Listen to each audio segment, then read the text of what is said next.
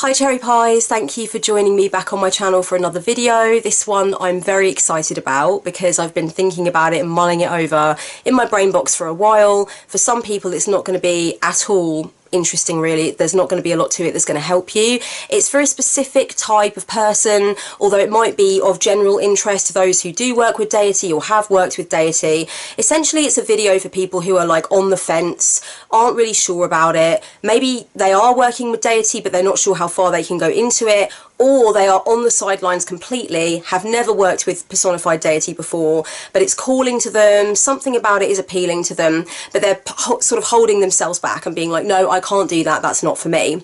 I want to put just a few thoughts out there for people who might be on the fence, who are confused as to why they feel drawn to work with deity, or they're wondering how it might work. I want to start this video by clarifying that I was one of those people for a really long time that just did not think I could have a relationship with personified deity. I also used to be sometimes a little bit judgy when I read certain stories or certain descriptions of people's relationships with personified deity. I found it to be all very strange, very odd. I was uncomfortable with it. I had a resistance to it. I definitely was, it's fair to say, judgy, as I said, and I didn't think I would ever be able to do anything like that or have anything like that, despite seeing the great potential in being mythopoetically literate. So I definitely understood that there was for sure a really big benefit to understanding your mythology and looking at mythology from different civilizations and having an understanding of the structure of mythology. And you know, I'd read Hero with a Thousand Faces by Joseph Campbell, and I was into the whole idea of like being mythopoetically switched on. I saw that as part of not only neo-paganism and witchcraft, but also I saw it as part of psycho-spiritual development and sort of believing in the things that I believed in terms of what healed me and what helped me. So I definitely had a big interest in myth, I had a big interest in deity, but the idea of connecting with a deity and actually having a dynamic living relationship, I was not here for it, and I definitely was a little bit snippy towards people who were engaging in it, for sure. So I want to start by saying that right out of the gate. I was definitely one of these people that didn't think it would ever happen to me. I didn't think it would ever call to me, and I definitely was at times, not always, but at times a bit shadowy about other people's dynamic relationships with deities. If you've been telling yourself you can't do it, it's not for you, I want to let you know that I was one of those people, and for me, in the end, the reason that I started exploring it was not because I had this massive, metaphysical, incredible experience where this goddess came to me out of a puff of smoke and spoke to me, or I had a really prophetic dream, or, you know, anything like that. It was basically just a decision based on what was calling to me, what I felt that I needed, and what I felt that I wanted. You know, I felt that I wanted that experience that other people were having. I felt that I'd started to really find that it was calling to me, it was interesting me. I found that I was watching an increasing number of videos from certain witches that had very strong dynamic relationships with various deities. I want to state for the record that by the time I came onto YouTube, I had dropped my judgment of people that had sort of like relationships with deities and stuff like that. The judgment side of things came more when I was on the forums. So when I was lurking on the eCauldron forum and the UK Pagan forum and UK, well, what else? There was a few forums back in the day when forums were huge and really busy. That was definitely more where I went through my judgy phase. By the time I'd gotten onto YouTube, I'd really accepted myself much more and what was going on with my spirituality, and I was therefore really much more capable of accepting other people and their experiences and what they were interested in. And that was when I started to realise that I was really drawn to listening to stories from women who worked with Hecate or were very connected to the Morrigan or had a dynamic relationship with Hades, and I was like, finding myself not only intrigued, not only willing to learn more and open to information of that type, but also jealous, to be quite honest. I was jealous. I was like, I want that. I want a fucking cosmic parent. I want to feel that way, you know. I want to have that in my practice. I think it looks really interesting. It sounds like it could go somewhere really meaningful. And I also started to recognize that it was, for me, in many ways, merely an extension of something that I've always done when it comes to you know, idols and heroes and people of personal interest to me. I've always been a person to have like rock stars on my wall, or famous writers or famous photographers or whatever. Iconic images have always meant something to me. Archetypes have always been something I've used to sincerely empower myself, and I've had really strong relationships with certain artists or creatives or musicians or whatever over the years. So I started to also think of it as an interesting extension of that, and that definitely lowered my defenses quite a bit. Sometimes with me, I just feel like if something keeps fucking calling to me and it will not stop, then I just have to let it happen. You know, if I really, really, really just want a blue slush puppy, in the end, I'm just going to have to get up and I'm going to have to go fucking find myself one, you know, or something similar. The urge to start this channel was an urge that just kept repeating on me. And I really wanted it to go away. I was like, who am I to try and help anyone with anything? Who am I to share my story in any way that's supposed to like connect with anyone and be meaningful? But I just had this strong urge to help and provide information in some way, and I'm really glad that I followed that urge in the end. But in the beginning I did definitely try to ignore it. I tried to crush it down, I tried to shut it up, and it was a similar kind of thing with this. I was like hearing that call, and I know I've talked about it on the channel before, but just in the interest of being transparent with where I'm going with this video, I just answered the call. And I think a lot of people can say a lot of things about how there's no proof that these deities exist in any other way than in our imagination, as though the imagination is not a real and dynamic place, which is really important, or whatever. But I feel like for me, the evidence I'm looking for with my spiritual journey and the things that I try is experiential. It's what works for me. It's whether or not it's good for me. It's whether or not it enhances my life. Does it make me better as a human being? If it does, then I want to invite more of it into the equation. So I felt like I couldn't really say with honesty that it wasn't for me until I tried it. So I decided to try it. And I will leave a few links down below to various videos that I've done about my relationship with my matron deity, my sort of like my journey into opening myself up to the idea of working with deity. There's a video down there called Deity Through the Lens of Consciousness, where I talk about some of the things I'm going to be talking about in this video with regard to various different opinions on different deities and stuff like that. So there's going to be some overlap in the information and the ideas that I share here, but there's also going to be some new stuff as well. So I mean, so many people weren't around when I did my last video on this kind of topic, so, and I have come back around to it several times. I'm sure I have repeated myself at various points. So if you want to see some other videos from me on it, if you're new around here and you haven't seen other videos from me on deity, I have made quite a few. I will leave them down below. The thing is, naysayers spend a lot more energy on me than I do on them. There are people that have like been naysayers or have said really actually sort of aggressive or disappointed things to me in the comments section about like, how can you be seemingly so clever in some ways but so utterly dense in other ways that you would think it's even possible for a second to have like a dynamic relationship with an ancient goddess from a pantheon from time ago. And I just think to myself, it's really bugging you, isn't it? It's really like, are you okay? Do you want to phone a friend? Because you're really upset. Like, some people just get very upset about it. You know, some people under this kind of spiritual umbrella, they just really are fucking irritated by the fact that I'm having a really good time working with goddesses and exploring the energies of deity and exploring having dynamic relationships with historical figures like Joan of Arc. You know, they just do not like this. And I can understand people that don't want to do it themselves, people who think it's odd, people who might be really resistant to it. What I don't understand is when people put energy into letting me know that it's really bugging them or it's really disappointed them. I feel like, who the fuck is it harming for me to do this, firstly? And secondly, when you want to put that much energy into naysaying and insisting that it's like, you know, it's not possible or it's silly or it's anti-intellectual, you have to look at the amount of energy you're putting into trying to make me feel bad about something that's working for me, that I'm enjoying, that I'm indulging in, that I'm having a damn good time with, and that I'm not at all sorry for or ashamed of.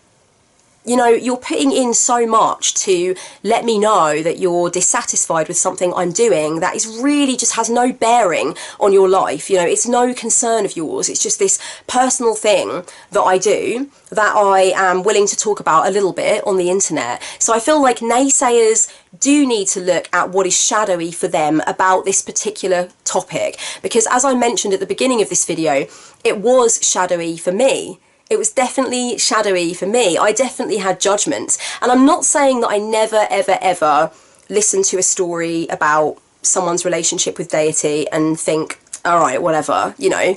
We're all human, okay? We all have our responses to things. And sometimes a response might not be positive and sometimes it's more positive, right? Some things resonate with us more than others, darling. I'm not going to sit here and say, yeah, I'm totally accepting and positive about every single story I hear. I'm not. There's a spectrum with regard to how I respond, but I'm just cool with what people are doing. And if it doesn't resonate with me and I don't want to watch the rest of the video, or I feel like the story is maybe affected or maybe not quite how it went down, I'll just stop watching it, you know? But I definitely had shadow stuff in relation to people working with deity. And now that I do work with deity, I can tell you for a solid gold fact that shadow came from a place of wanting it myself. And I'm not saying that every single person who like comes into my comment section and drags me for working with personified deity wants to work with personified deity, but I'm willing to bet that something is missing for them. That's just my personal opinion. If you've got to put that much energy into letting me know that you're dissatisfied with this part of my personal practice and you think it's silly and you're disappointed in me, there have been a couple of people. I remember one comment in particular where it was like, I'm so disappointed. I've watched so many of your videos and I was really invested in you as like a teacher and a person that could really, you know, convey things to me, and now I find out you talk to the goddess of the dead from the Norse pantheon. Like, what the fuck? How can you be so savvy but so dense? And I was just like, I think you've totally missed the point, and I think you just need to just chill out, babe, you know? Mellow your memories. I say all of this to say that if you are concerned about what other people are going to think of you, if you're worried about being able to explain this particular part of your practice to others, or even to sort of square it with yourself, imagine being a polyamorous pansexual. I'm sorry, I just got really personal there. Yeah, it's hard to explain sometimes your relationships in life, all right? If something isn't straightforward, if something is a bit odd, if something hasn't got a label on it, if something looks freaky-deaky from the outside, yeah, it's hard to explain it. But number one, you don't always have to explain it, okay? I have barely explained the depth and the nuance of my relationships with my personified deities to some of the closest people to me, you know, because some of it is beyond the ability for me to explain, really, and it shifts on its tectonic plates anyway. So once I'd explained it, it would have changed in a way. So it's almost like going to university to learn like computer languages and programming and stuff. It's like, fair enough, but there's going to be a new thing in a minute. It's constantly changing, it's constantly developing, it's quicker than you can really give it a slow learning experience. So a lot of the time I just think, well, it's so dynamic. I mean, I can explain it to a point, but you know, beyond that point, it's gonna move beyond that point anyway, sort of thing. And I'm still learning about it all the time.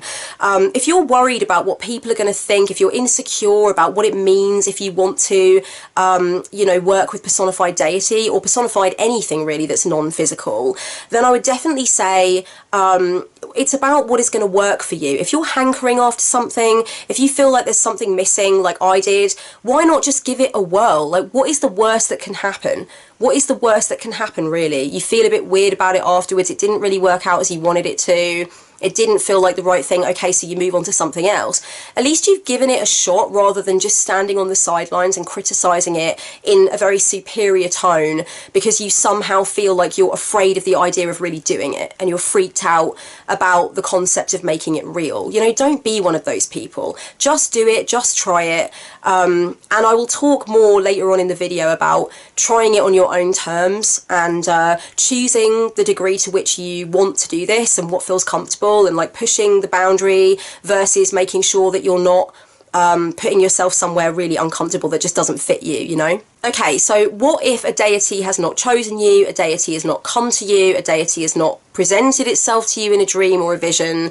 I have talked about this in previous videos, and I've explained that I found my matron deity in a very straightforward way, and really the Blessed Virgin, the Mother Mary, she was in my life from young, but she came back into my life in more of a sort of like a bog standard mundane way as well. You know, I didn't have any big revelatory moments with either of these divine feminine presences. I chose to bring them in. So, and I really would say that I've had amazing experiences with them, and I feel like my practice has been enhanced by working with them and thinking about them and performing ritual to them and all that jazz.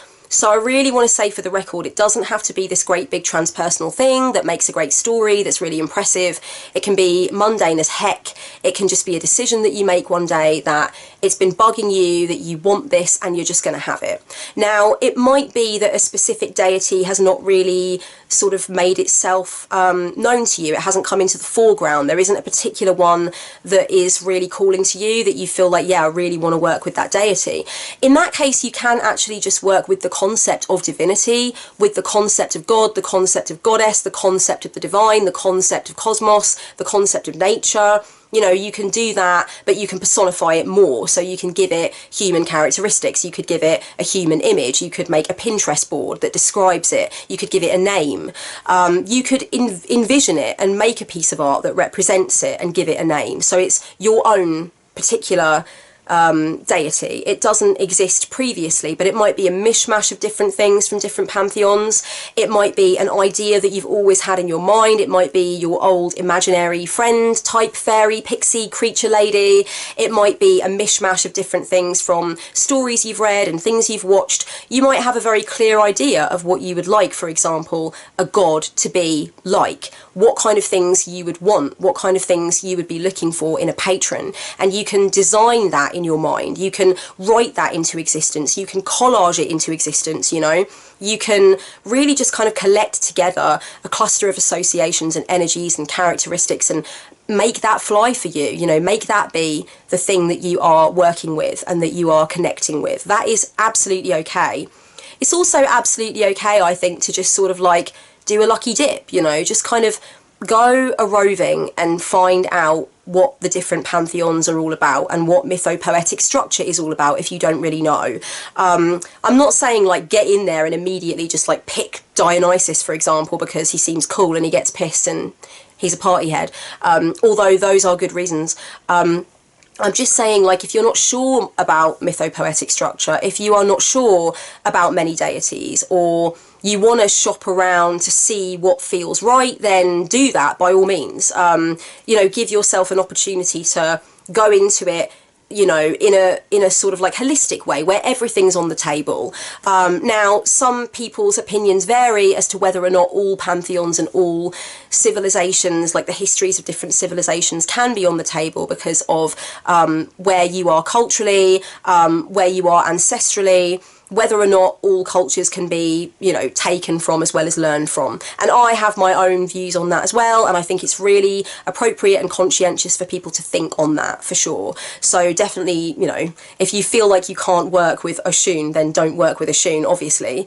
But just keep it within your particular parameters that feel comfortable for you. And if you feel like you can work with Oshun, for example, because that's just what I've chosen, if you feel like you can work with a deity like that and you are not from that kind of ancestral background, just be very aware that it's going to tick some people off and people are going to try to engage with you on it, definitely. Just be aware of that, and be aware of the fact that this is a hotly debated topic right now. Your opinions may change over the course of time because of how hotly it's being debated and how many people are coming to consciousness with regard to how irresponsible we've been with the taking versus learning, and how we've convinced ourselves, or a lot of us white people have convinced ourselves in our minds that we are entitled to continue to colonize and to take, and to just take any ideas that we fancy and mishmash them together and make a buck or whatever. I've done a video on cultural appropriation. Instead of going on, I'll just leave it down below. I understand everybody's opinions are different. It's cool. I'm happy with that. I understand that.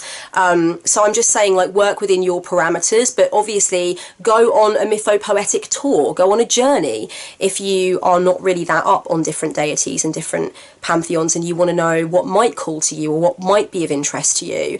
But don't convince yourself to expect fireworks. I didn't have fireworks.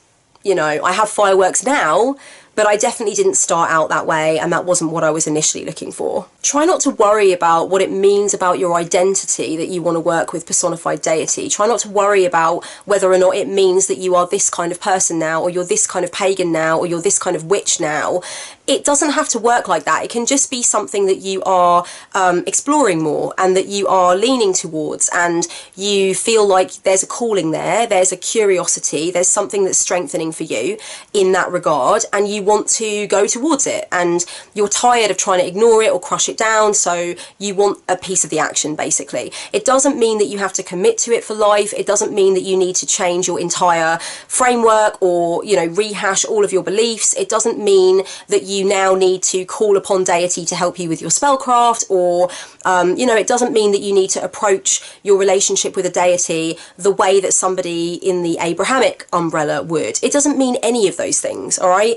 It really is just something where you are interested in it or excited by it, or it seems like it's going to fit for you, so you're going to go with it and see what it's all about and try it on, you know? It really doesn't have to be that deep that you are worried about what it means for you overall, or that you feel like it's such a massive departure from what you've been doing before that it means that you've got to scrap everything that you were doing before. It's really so much more simple and straightforward than that. It's just about you letting yourself go into a different part of the garden for a while and see how it feels when you're actually in there, rather than wondering how it feels from over the fence kind of thing. We do just get very hung up, don't we? We get very hung up on saying things like, I could never do that kind of thing. I would never be the kind of person that could do that or engage with that or try that.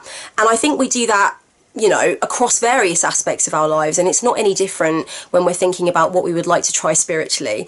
There's so many people that are just shutting themselves off from things that are actually of interest to them and are exciting to them, because they feel like they've got to depart from this really big part of their identity to be able to do it. And I think, like I mentioned earlier with that guy who was in my comments, who was like, I'm so disappointed in you that I found out this thing about you that's so unappealing.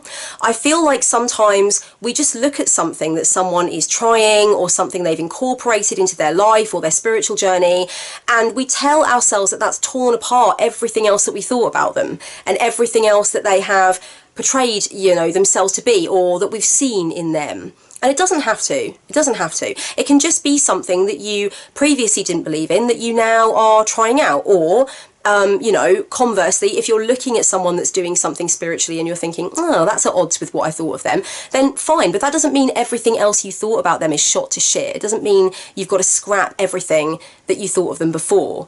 So I think it's really just important that we don't throw the baby out with the bathwater. Don't tell yourself you can't have access to a concept because you feel like it goes against your idea of yourself as being intellectual and rational and not anti-science. It's like, there's nothing anti-science about the way I perceive my relationship with deity, and I really think if people just opened up their minds teeny tiny weeny but teeny, you know, open it up a little bit, then they would realise that it's not something that's anti-scientific, in the same way that I think there's a lot of people that are hankering to try magic or ritual or whatever, and they will never let themselves do it because they've set up this idea of themselves, this puffed up, inflated persona that's like, I'm rational, I'm this, I'm, you know, I'm a scientific, and it's like, yeah, all right, you can be those things and still recognise that there is a nurturing and transformative effect that occurs when somebody performs ritual. Like, you know, don't worry. It doesn't mean that everything else that you've wanted to put across about yourself is suddenly dashed. And I think that's something that makes people super fragile and super weirded out by the idea of trying something that they actually really want to try, that could be very healthy for them, very, very beneficial for them, as it was for me. Once I just pulled the pineapple out of my arse and just did what I wanted and tried what I wanted, I realised, like, yeah, it doesn't have to compromise everything about my fucking identity. It's just something that I want to try, I want to see if it works, and in my case it really did. If you're wondering what I mean when I say it worked, what I mean is, like, it comforted me, it inspired me, it made me feel excited about my practice, it made me feel like I wanted to engage in practice more, it makes me feel supported, it makes me feel like when I go through challenges there is something that I can really connect with that feels comforting, because it's much more personified, you know, and I've got associations connected to it, and there's lots of energy behind it. That's what I mean when I say it works. It's inspiring, it's motivating, it's comforting, it's all of those things that I thought it was going to be. So you'll know if it's worked, because you'll have your ideas before you begin of what you think you're going to get from trying, you know, working with personified deity. And if you don't receive those things within a certain number of months or whatever, or you don't feel within a certain number of weeks that it's really taking hold, then you will know that it's not the time for you, you're not doing it correctly and you want to tweak something, or you want to drop it, you want to stop it, and that's fine too. When it comes to engaging with a community where there are lots of other people who may also follow the same deity that you are involved with, don't expect their experiences to mirror your experiences, and don't try to make your experiences mirror theirs, okay? I always say that any deity that you come across is like light going through a prism. You know, the light on one side is a pure white unified light, and then it hits the prism and it goes through that process, whatever it's called, I can't remember what it's called now, and then it, you know, you see it at angles as a number of different coloured lights. Come on, everybody, Pink Floyd, you know what I'm talking about. So it's like that, okay?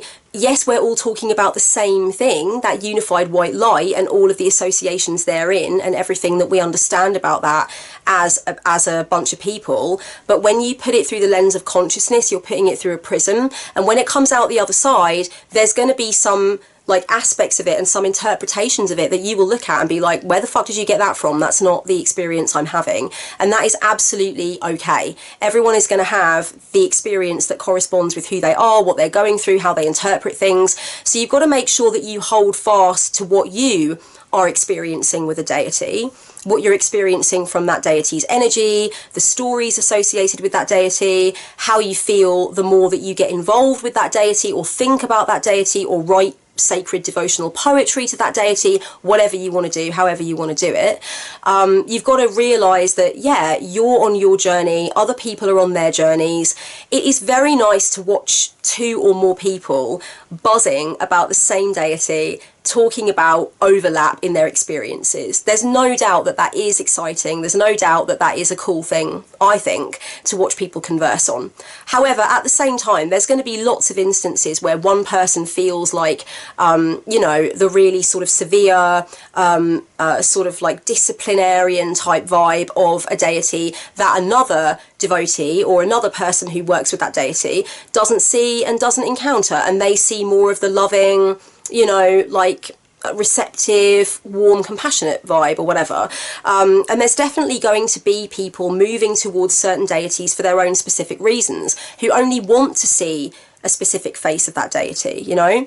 Like, you could find that your relationship with your deity is kind of based on them being a hard ass and a taskmaster and getting you where you need to be and pushing you, whereas somebody else who is connected to the same deity and working with the same deity may really be depending upon that deity to show the softer side and to provide that feeling of cushioning and that feeling of like self-compassion or whatever that person needs. So it is about what you approach the deity for in the first place as well, and that will very much dictate the angle from which you see that deity and the colour of light that comes through the prism ultimately. If you are thinking about getting started, then definitely think about why you want to get started. Find the why. It's always really useful to do that, because then you've got something that you can refer back to when you've been doing it for a while, when you've been engaging with the deity for a while, or, you know, working on just learning more about them and maybe encouraging them to come through in dreams, or maybe just calling them through during your morning meditation or your morning work, whatever.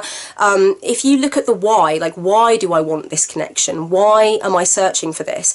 Then as you go along, you can have a look at whether or not those desires or those reasons are, you know, turning into satisfactory results or not, basically. So it's important for you to understand why you're going into this. And if your answer is just that you're curious, then fine, you're just curious, you know, fuck it. Like, we don't have to stand on ceremony here. Sometimes we just do things because, oh, why the fuck not? You know, we're going to be dead in a minute. We're here for a good time, not a long time, chickens. So sometimes it is just that straightforward. But I think for a lot of people, especially people who have resistance towards working with personified deity, there's going to be reasons why you keep wanting it.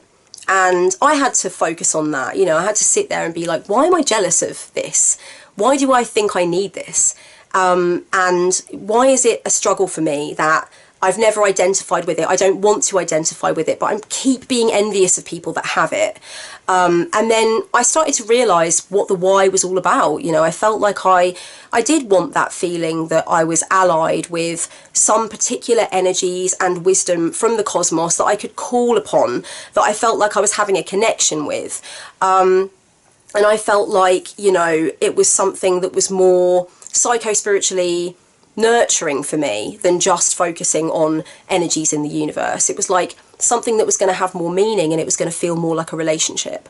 And I realised I needed that at that time for specific reasons that were to do with my healing and my recovery and what I was going through in relation to some of the connections in my life and some of the things that had happened in my past. I was like, oh, okay, it makes sense that I feel like I need divine guiding forces, cosmic mothers, if you will. It makes sense that I feel like that is what I want, and it must be a part of my healing journey, you know? And it was a similar thing when I started exploring male godhead, which I totally didn't think I would ever do. Again, you know, I was like, well, you know, I don't need that bit. I don't need that bit, thanks. But it came at a time where it was obvious to me, psycho-spiritually, why that was happening. So I really just sat down and I was like, okay, what do I want from this then? I don't want to go into it without sort of having thought about that, having thought about what my aims are. So definitely do that. And the other thing I would say is, learn as much as you can about the deity that you want to explore, like the stories and whatnot. Some deities obviously have a lot of stories attached to them and a lot of sort of like information that you can glean. Some of them had temples and stuff, you know, and they were really central to the pantheon. Others are much more distant, not as central to the pantheon, not as much known about them. So it really depends. For some, there's little to no information. But whatever kind of information you can find, whatever you learn, I would always say as well at the same time, go off-road. Go off-road. Have your dynamic living relationship where you learn from your personal gnosis what this deity is all about, what they have to teach, what they have to say. And that is really the mythopoetic information that you have gleaned from your rich experiential knowledge of this deity.